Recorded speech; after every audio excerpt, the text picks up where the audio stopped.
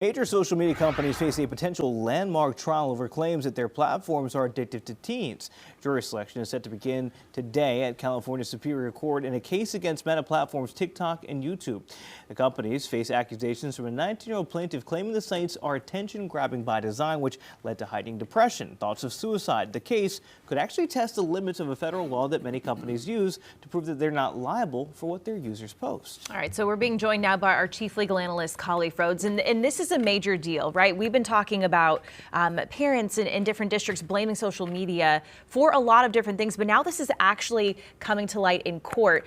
There's two different trials going on, one in federal court, one in California, and the California trial is going to come up first, and that's going to be the real test here. Yeah, this is called what they call in law school a bellwether case. You have multiple litigation cases, 9 of them to be exact. You mentioned 2, one in federal court, one in state. But you pick the best one and you try to see how it would land, how it will fall in court in a jury of your peers. And then if you're successful, then you know the avalanche is coming of all the other cases that you have. This one is going to test the limits of a number of things. Julian hit on the first thing, Section 230 of the Communications Decency Act of 1996. This has shielded law websites like social media companies, but anything that's on the internet from any type of liability for content created by its users. And you got to think about it. If you didn't have that protection, if you didn't have that shield, anytime someone posted something that was of a derogatory nature or an offensive nature or a harmful nature or some type of liable or defamation that was put out there in either capacity, because now you have audio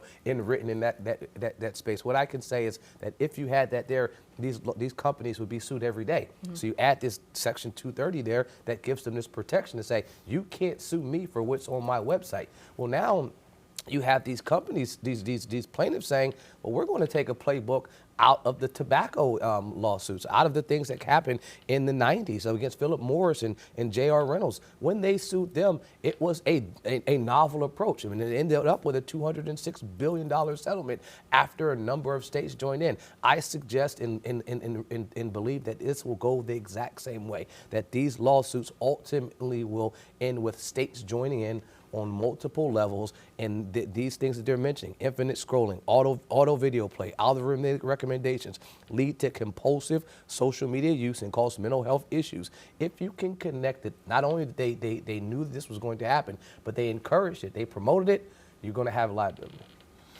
I'm looking at the results of what happened in Australia, right? So Australia at the end of December last year banned social media for kids 16 and under. We're talking almost 500 million accounts gone just like that. I don't know that the U.S. is looking at that type of extreme, but businesses are kicking and screaming in Australia going, you can't do that to us, and silence us like that. What kind of restrictions? Like, what do you think there will be a compromise of, we can't turn it off, we're not going to turn it off, but there's got to be some give and take from also parents watching and restricting within your own household and what you're forcing companies to do? Yeah, there's going to always be that approach. Here, obviously in America, we have the First Amendment. Those protections will prevent them from doing a blanket removal of social media, because if you're attempting to remove it for kids, any type of burdens that you put on an adult getting access to it, if you're limiting my access to it as an adult while attempting to limit a child, I will have an argument in saying, now you violated my First Amendment rights. And we've seen that already with a number of these lawsuits where they're saying you've went too far with your approach to stop the damage that it's doing to kids.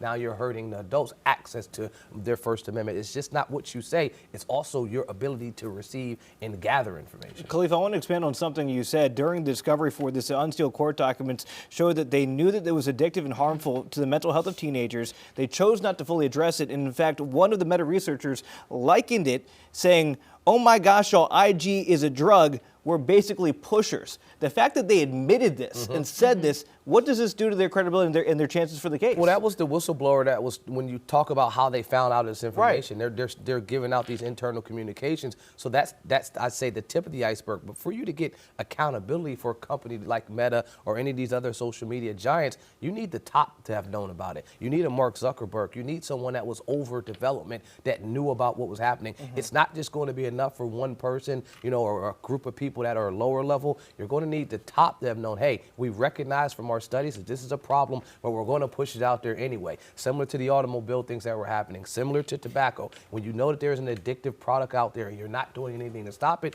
as you knew or should have known, it's really reasonably foreseeable that this risk was created, and then we didn't do anything to stop it. And not only that, we underemphasize how much harm it was doing. It's not that bad. This is okay. If you're doing things like that while you have studies that say the opposite, accountability is through the roof.